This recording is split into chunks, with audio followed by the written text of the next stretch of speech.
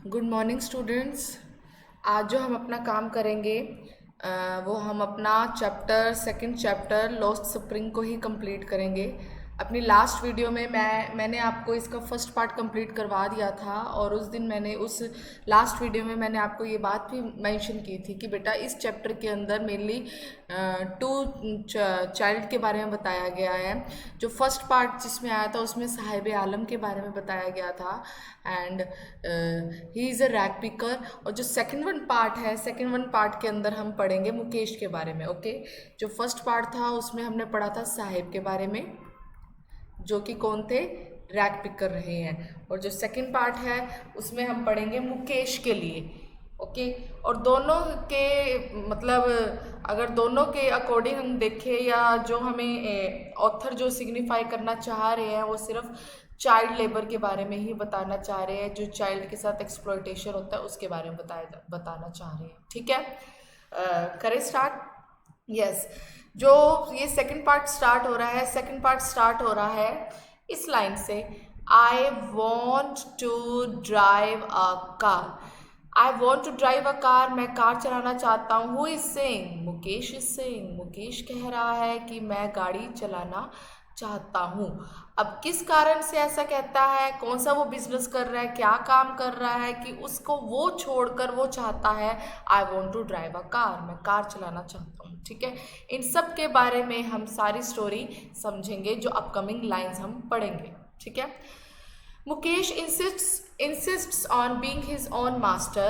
I will be a motor mechanic, he announces. Mukesh इस चीज़ पर जोर देता है कि मैं खुद अपना मालिक बनना चाहता हूँ, मैं मोटर मैकेनिक बनूंगा, ही announces, इस चीज़ की वो घोषणा करता है।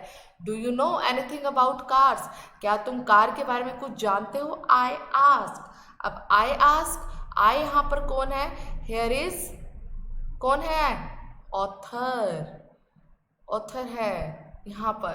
ठीक है, खुद एनिस जंग है, वो कह रही है, वो कहती है कि जो है क्वेश्चन पूछती है। मैंने पहले भी बताया था बेटा आपको कि इसके अंदर जो है कॉन्वर्जेशन चल रही है इन दोनों मतलब ऑथर के बीच में और चाइल्ड के बीच में। पहले भी फर्स्ट वन पार्ट में भी हमने देखा था कि ऑथर जो है कंटिन्यूसली कन्वर्सेट करती है साहिब के साथ। अब जो है वही से मतलब ऑथर जो है मुकेश के साथ कन्वर्सेट करती है। ठीक है, तो पूछती है do you know anything about cars, क्या तुम कार के बारे में कुछ जानते हो? तो उसका आंसर क्या आता है?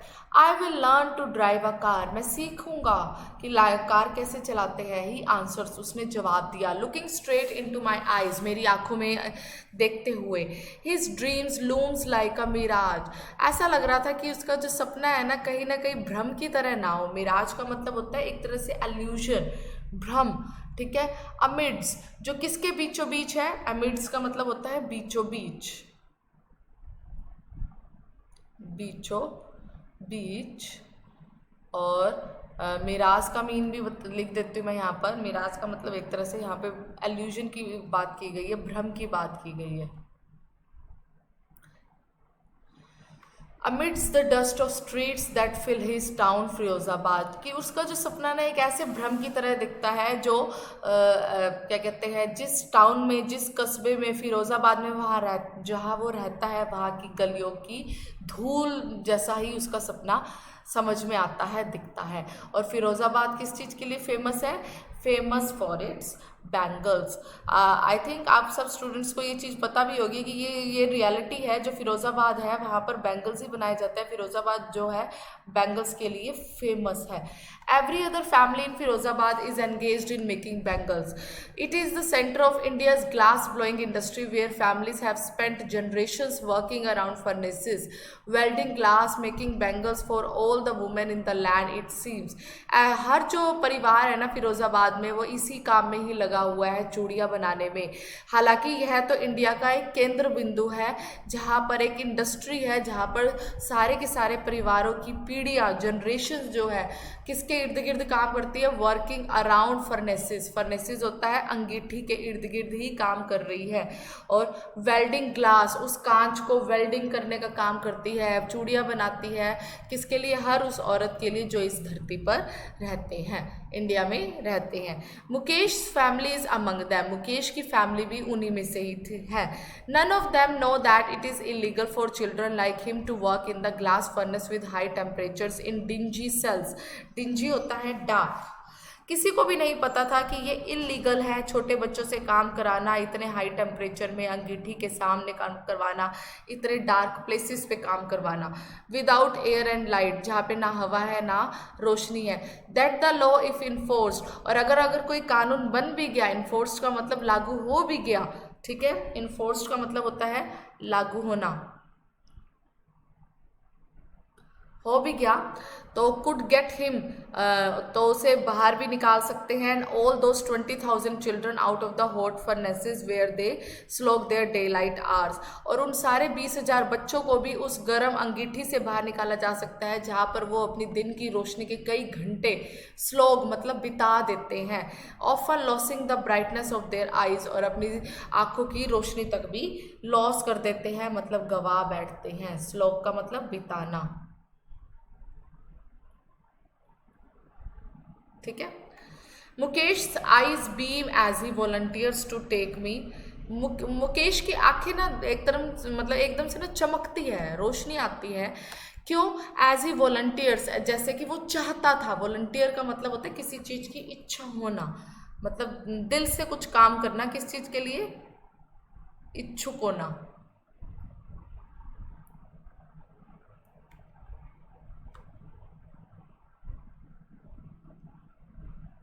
ठीक है। टू टेक मी होम, कि वो मुझे मेरे अपने घर लेकर जाना चाहता था। मी ऑथर की बात हो रही है यहाँ पर। Which he proudly says is being rebuild, जिसको वो बड़े ही गर्व से कहता है। प्राउडली का मतलब होता है गर्व से कहता है कि हमारा घर अभी अभी ही बना है, ठीक है। We walk down stinking lanes choked with garbage, अब वो कहती है कि जब मैं उसके साथ उसके घर जाती हूँ तो कहाँ कहाँ से गुजरती है वो? Walk down stinking lens, stinking lens का मतलब होता है छोटे छोटे पतले पतले से गलियारे, चॉक्ड विद गार्बेज, जो कूड़े से भरे पड़े थे। चॉक्ड का मतलब होता है भरना पूरा, ठीक है, भरे पड़े थे। पास्ट होम्स दैट रिमेन्स हॉवल्स, और वो घर जो अब झोपड़ी है, विद क्रम्बलिंग वॉल्स, जिसकी दीवारें कैसी है? टूटी फूटी सी है। क्रम्बलिंग का मतलब टूटी हुई, वॉल्स होता है दीवारें। वॉबलिंग डोर्स, वॉबलिंग का मतलब लड़खड़ाते हुए दरवाजे हैं जो मतलब बेकार, मतलब काफ़ी खस्ता हालत में है। No windows crowded with families of humans and animals coexisting in a primeval state, ना ही उसमें वहाँ कोई खिड़कियाँ होती है। Crowded with families of humans, और वहाँ वो सारे की सारी जो गलियारे हैं, होम जो है भरे पड़े हैं किससे? ह्यूमन बींग्स से भरे हुए हैं। ह्यूमन बींग्स की फैमिलीज है वहाँ पर रहती हैं, एनिमल्स हैं, जानवर रहते हैं। को एग्जिस्टिंग इन अ प्रिमिवियल स्टेट, और इस तरीके से इकट्ठे रह रहे हैं, चाहे वो ह्यूमन बींग्स हो, चाहे वो परिवार ही क्यों ना हो या जानवर ही क्यों ना हो, जैसे कि प्राचीन समय में रहते थे। प्रिमिवियल का मतलब होता है एंशियंट टाइम में, एंशियंट का मतलब होता है प्राचीन। Students just wait for 1 minute, just wait for 1 minute.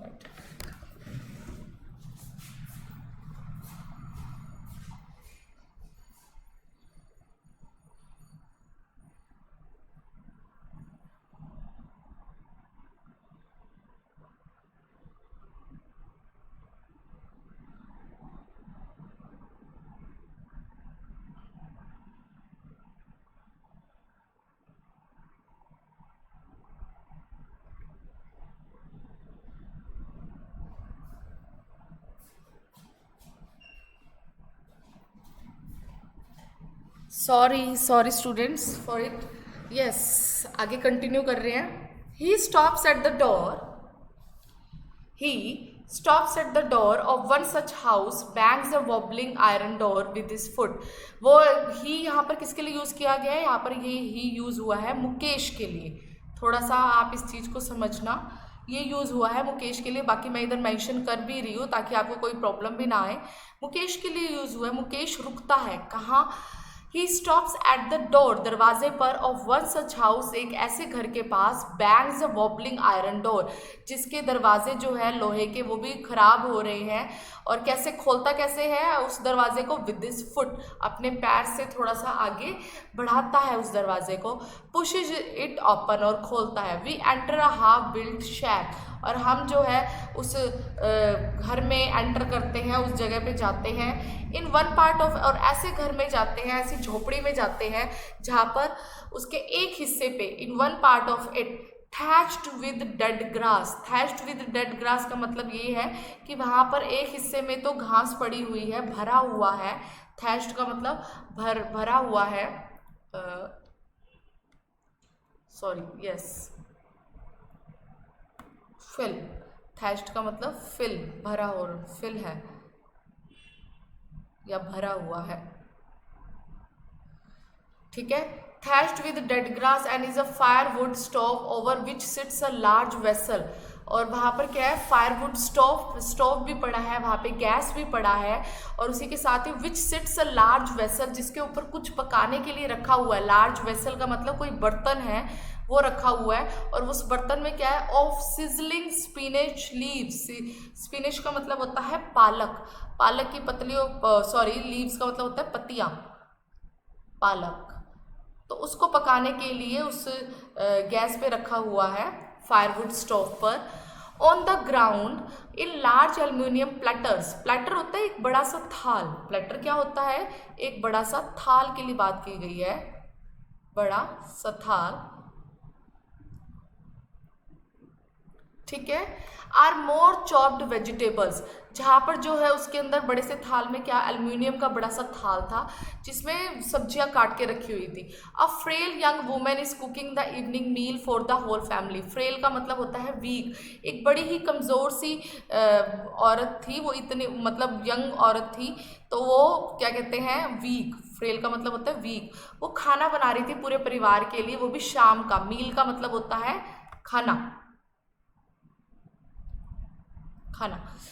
Through eyes filled with smoke she smiles, और उसकी आंखें जो है पूरे, जब वो खाना बना रही है चूल्हे पर तो आंखों में धुआं ही धुआं है, बट स्टिल वो हंस रही है। She is the wife of Mukesh Elder brother, और वो बीवी है किसकी, मुकेश के बड़े भाई की। जिससे ये पता लग रहा है कि खुद मुकेश ही एक छोटा सा बच्चा था, तो कहीं ना कहीं यहाँ पे चाइल्ड मैरिज को भी शो किया गया है कि मुकेश का भाई भी शायद इतना बड़ा नहीं था। Not much older in years she has begun to command respect as the bahu, वो हालांकि इतनी बड़ी भी नहीं थी उम्र में, बट फिर भी वो उसको आदर दिया जाता था, वो आदेश देती थी, मतलब किस तरीके से लेती थी, एज द बहू, बहू के रूप में, the daughter in law of the house, घर की बहू के लिए के रूप में। Already in charge of 3 man, जो 3 मैन को संभालती थी, कौन कौन, हर हस्बैंड, अपने हस्बैंड को, Mukesh, Mukesh and their father, और उनके पिताजी को, मतलब उसके खुद के ससुर, father in law.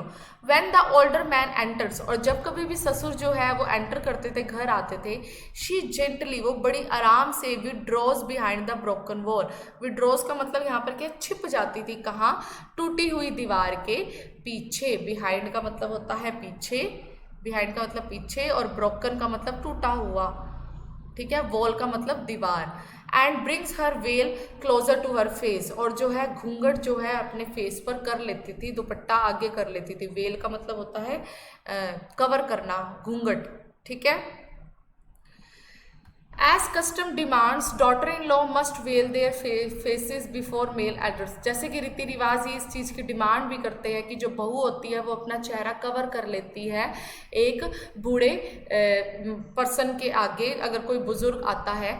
In this case, इस केस में the elder is an impoverished bangle maker, इस मामले में देखा जाए तो जो बुजुर्ग था ना वो क्या था, इम्पावरिश्ड बैंगल मेकर था, चूड़ियाँ बनाने वाला था, बट इम्पावरिश्ड आया तो it means very very poor. Impoverished का मतलब होता है बहुत ही गरीब, very poor,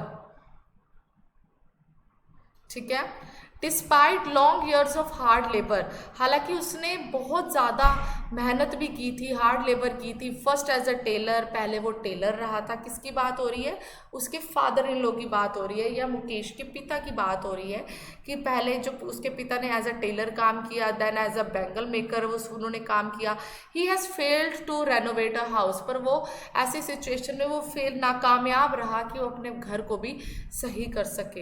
and send his 2 sons to school, और अपने बच्चों को स्कूल भेज सके। All he has manage to do is teach them what he knows, पर वो सिर्फ इतना ही मैनेज कर पाया जो उसने सीखा कि उसे अपने बच्चों को क्या सिखाना है, the art of making bangles. क्या सिखाना है?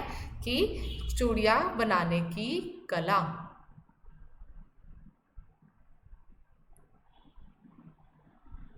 ठीक है, नेक्स्ट, इट इज हिज कर्म, ये कर्म ही है। हिज डेस्टिनी, डेस्टिनी होता है भाग्य ही है। डेस्टिनी का मतलब क्या होता है? भाग्य। अब देखते हैं किसकी वर्डिंग्स आती है, कि कहा जाता है कि ये कर्म ही है, ये भाग्य ही है। किस चीज की बात हो रही है, इसको ध्यान से सुनिएगा। यहाँ पर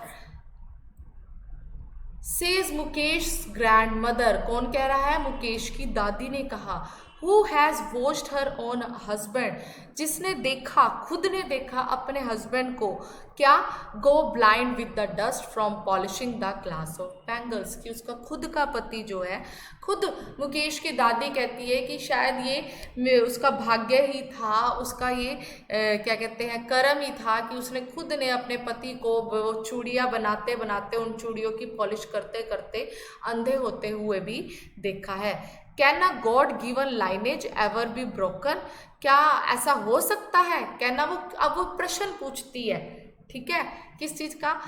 क्या ऐसा हो सकता है कि जो भगवान ने हमारा भाग्य लिखा है, जो एक लाइनेज, एक बाउंड्री बना दी है, क्या वो कभी तोड़ी जा सकती है? कि भगवान ने जो बाउंड्री बनाई कि हमें चूड़ियाँ बनाने वाले परिवार में पैदा होना है, यही चूड़ियाँ ही बनाने का काम करना है, गरीब ही रहना है, तो ये जो एक पाबंदियाँ सी बन गई, जो बाउंड्री बन गई, एक लाइन जो खींच दी भगवान ने, क्या इसको मैं तोड़ सकती हूँ? तोड़ा जा सकता है? शी इम्प्लाइज, वो जोर देकर बोलती है। इम्प्लाइज का मतलब होता है जोर देकर, दबाव से कहना। ठीक है, फिर से सुन लीजिए, इम्प्लाइज का मतलब होता है दबाव से कहना।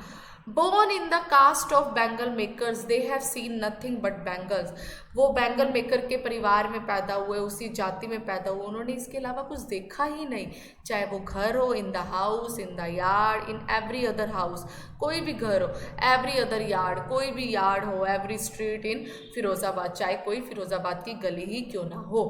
स्पायरल्स ऑफ बैंगल्स, जो बैंगल्स के जो स्पायरल था, जो गोल था, मतलब स्पायरल का मतलब होता है गोल, स्पाइरल का मतलब क्या होता है? इस गोल, मतलब ये जो अलग अलग से फॉर्म में बैंगल्स गोलाई थी, वो कौन कौन सी शेड की थी? सनी गोल्ड, वो गोल्डन कलर की भी हो सकती थी, पैडी ग्रीन भी थी, हरे रंग की भी हो सकती थी, रॉयल ब्लू भी, पिंक, पर्पल, एवरी कलर, हर कलर की चूड़ियाँ देखने को मिलती थी। Born out of the 7 colours of the rainbow, वो सारे कलर जो रेनबो से भी बनते हैं। लाई इन माउंट्स इन अनकेम्प्ड यार्ड्स, वो इस तरीके के सांचे में पड़ी थी जो बिना सजे हुए। अनकेम्प्ड का मतलब होता है कि इतनी चूड़ियाँ बनाई, सॉरी, अनकेम्प्ड का मतलब होता है बिना मतलब सिमिट्री में नहीं पड़ा था। अनकेम्प्ड का मतलब होता है बिना सजावट के, मिसमैनेज, मिसमैनेज।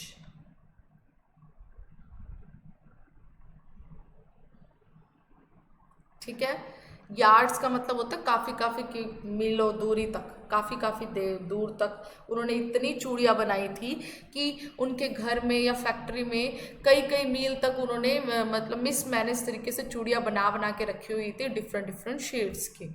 ठीक है, और उसके बाद वो क्या करते थे? उन चूड़ियों को आर पाइल्ड, ढेर बनाकर, इकट्ठी करके, on 4 wheeled hand cards, hand cards होता है ठेला। ठीक है, जो हैंड कार्ड्स का मतलब होता है खुद अपने हाथों से खींच कर लेकर जाना, 4 पहियों वाला। Pushed by young man along the narrow lanes of the shanty town, जो कि कौन खींचता था? एक नौजवान खींचता था। कहाँ लेके जाता था? गलियारों में, पतली पतली गलियों में। कहाँ? ऑफ द शेंटी टाउन का मतलब होता है, शेंटी का मतलब बहुत पुअर टाउन, बेकार टाउन, जिसकी खस्ता हालत है उधर। And in dark hutments, hutments होता है अंधेरे वाली झोपड़ियाँ, next to lines of flames of flickering oil lamps. तो अगर हम देखें तो जहाँ पर अंगीठी बनी हुई है, जहाँ जोत फ्लेम्स आ रही है, उसकी रोशनी आ रही है, ऑयल लैम्प्स की, और जितने भी वो लैंप लगे हुए हैं बनाने के लिए, तो वहाँ मतलब चूड़ियाँ बनाने के लिए जितने भी फैक्ट्री में लैंप्स पड़े हैं, वहाँ पर हम क्या देखते हैं, झोपड़ी में पड़े हैं, sit boys and girls with their fathers and mothers, कि बच्चे, लड़के और लड़कियाँ बैठे हैं अपने माँ बाप के साथ, welding PCs of coloured glass into circle of bangles, और वेल्डिंग कर रहे हैं क्या, ग्लास को, रंग बिरंगे शीशे को किस में कर रहे हैं, सर्कल्स ऑफ बैंगल्स, चूड़ी बनाने में। Their eyes are more adjusted to the dark than to the light outside, उनकी आंखें तो ऐसा लगता है कि वो बहुत ज़्यादा एडजस्ट हो चुकी है कि वो अंधेरे में ज़्यादा बढ़िया काम कर लेते हैं रोशनी की बजाय। अंधेरे में वो खुश है कि वो जो ऑयल लैंप्स भी लगे हुए हैं ना, छोटी छोटी थोड़ी थोड़ी रोशनी वाले, तो उसमें भी उनसे काम हो रहा है। दैट्स वाई, तभी तो, दैट्स वाई का मतलब होता है तभी तो। They often end up losing their eyesight, वो कई बार, ऑफन का मतलब होता है अधिकतर, अधिकतर, तभी तो ऐसा होता था कि वो कई बार जो है अपनी आईसाइट जो है गवा बैठते थे, अधिकतर, ठीक है, बिफोर दे बिकम अडल्ट्स, नौजवान होने से पहले ही।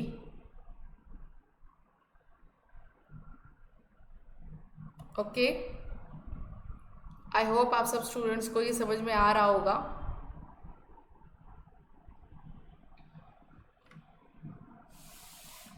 नेक्स्ट करवा रही हूँ मैं आपको। Savita, a young girl in a drab pink dress, sits alongside an elderly women. अब एक और लड़की की बात की जा रही है। ड्रैप का मतलब होता है फेडेड। सविता जो कि एक नौजवान लड़की थी, उसने फेडेड, फीके पड़े हुए गुलाबी रंग की ड्रेस डाल रखी थी, और वो बैठी कहाँ थी, एक बूढ़ी औरत के पास बैठी थी। सोल्डरिंग पीसीज ऑफ ग्लास, और शीशे को वो जोड़ रही थी, सोल्डरिंग का मतलब जोड़ना। As her hands move mechanically like the tongs of machine, ऐसे लग रहा था कि उसके हाथ जो है ना मशीनी तौर पे चल रहे हैं, जैसे कि मशीन के हिस्से चलते हैं। टोंग्स ऑफ मशीन का मतलब जैसे मशीन नहीं होती, मशीन के पार्ट्स जैसे फटाफट काम करते हैं, उस तरीके से उसके हाथ काम कर रहे थे। आई वंडर, वंडर का मतलब हैरान होना। If she knows the sensitivity of the bangle she helps make, मैं हैरान हो रही थी, क्या उस लड़की को सच में पता है कि उस चूड़ियों की पवित्रता क्या है। सेंसिटिविटी का मतलब होता है पवित्रता, जो वो चूड़ियाँ बना रही है उसकी पवित्रता क्या है। मैं इस चीज़ के लिए हैरान हो रही थी, क्या उस बच्ची को ये बात पता है कि नहीं पता है, पवित्रता। It symbolises an Indian women सुहाग, ये भारतीय औरत का एक सुहाग है। ऑस्पिशियसनेस इन मैरिज, जो कि एक शादी की पवित्रता है, शुभ, शुभ को बताता है।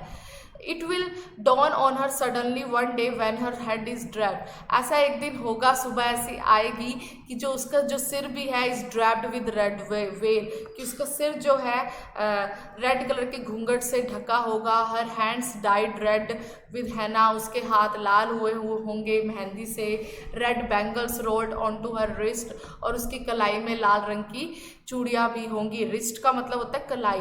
She will then become a bride, और फिर वो क्या बन जाएगी, वो सविता ही दुल्हन। अभी तक तो उसको नहीं पता कि वो जो चूड़ियाँ बना रही है उसका मतलब वो किसके लिए बना रही है, पर जब वो उसकी खुद की शादी होगी तब उसको ये सारी बातें समझ में आएगी। Like the old women beside her who became one many years ago, कहते कि उस बूढ़ी औरत की तरह जो उसके साथ बैठी थी, जो काफ़ी समय पहले, वो भी ऐसी ही दिखती थी। She still has bangles on her wrist, जिसने आज भी अपनी कलाई पर वो बैंगल्स डाल रखे, but no light in eyes, पर उसकी आंखों में रोशनी नहीं है।